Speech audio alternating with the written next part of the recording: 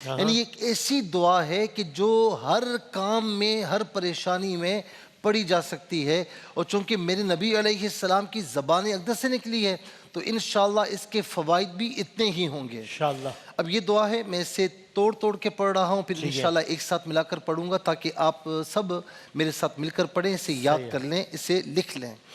اعوذ بکلمات اللہ التامات من شر ما خلق۔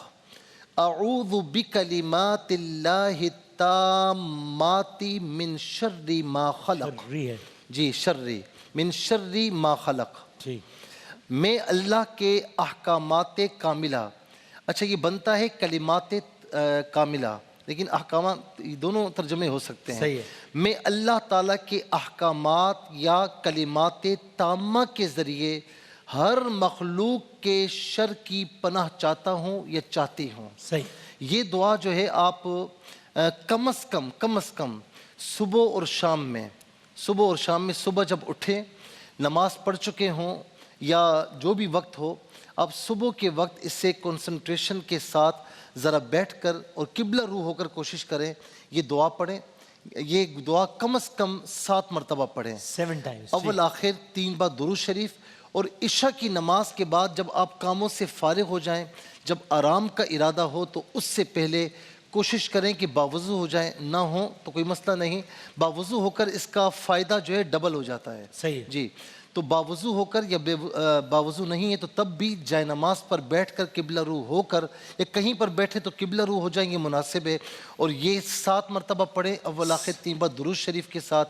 انشاءاللہ یہ صرف اس بہن کا معاملہ نہیں، جن ہمارے بھائیوں کا، ماؤں بہنوں کا، بیٹیوں کا، جن کا بھی معاملہ ہو، یہ وظیفہ پڑھ سکتے ہیں، یہ عام اجازت ہے نماز کی پابندی کے ساتھ۔ تو انشاءاللہ اللہ تعالیٰ ہر کام میں آپ کی کفایت فرمائے گا کہ آپ کلمات تامہ کے ذریعے ہر مخلوق کی شر سے پناہ چاہ رہی ہیں۔ اور دوسرا یہ غفور کا معنی ہے گناہ مٹانے والا، یا غفور، اس کو کثرت سے پڑھیں، جب بھی فارغ وقت ہو اور آپ کا جی مائل ہو اس کو پڑھیں۔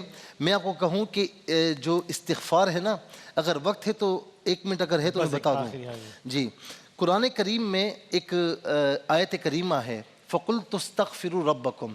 امام محمد ابن سیرین علیہ رحمہ کے پاس ایک شخص آیا، حضور رزق کی کمی ہے، فرمایا استغفار کرو۔ کسی نے کہا حضور اولاد نہیں ہے، فرمایا استغفار کرو۔ فرمایا کسی نے کہا کہ حضور روزی میں کمی ہے، فرمایا استغفار کرو۔ کسی نے کہا حضور جو بھی آ رہا ہے آپ اس کو کہہ رہے استغفار کریے، یہ کیا بات ہوئی، ایک ہی وظیفہ؟ کہا میں نہیں کہتا، اللہ کا کلام کہہ رہا ہے، فَقُلْتُ اسْتَغْفِرُوا رَبَّكُمْ، کہ اپنے رب کی بارگاہ میں استغفار کیجئے۔ نمبر 1 اِنَّهُ كَانَ غَفَّارًا، وہ آپ کے گناہوں کو مٹا دے گا۔ نمبر 2 يُرْسِلِ السَّمَاءَ عَلَيْكُمْ مِدْرَارًا، تم پر آسمان سے اپنی رحمتوں کا نزول فرمائے گا۔ نمبر 3 وَيُمْدِدْكُمْ بِأَمْوَالٍ، تمہارے مال میں، رزق حلال میں اضافہ فرمائے گا۔ وَبَنِينَ، بِأَمْوَالٍ وَبَنِينَ، تمہاری اولاد اگر نہیں ہے تو اولاد بھی ہوگی، اور اولاد میں اضافے کی چاہت ہے وہ بھی فرمائے گا انشاءاللہ۔ سورہ نوح میں آپ کو مل جائے گی، یہ 3 سے 4 آیات ہیں، اس کو پڑھ لیجئے۔ جزاک اللہ، بہت نوازش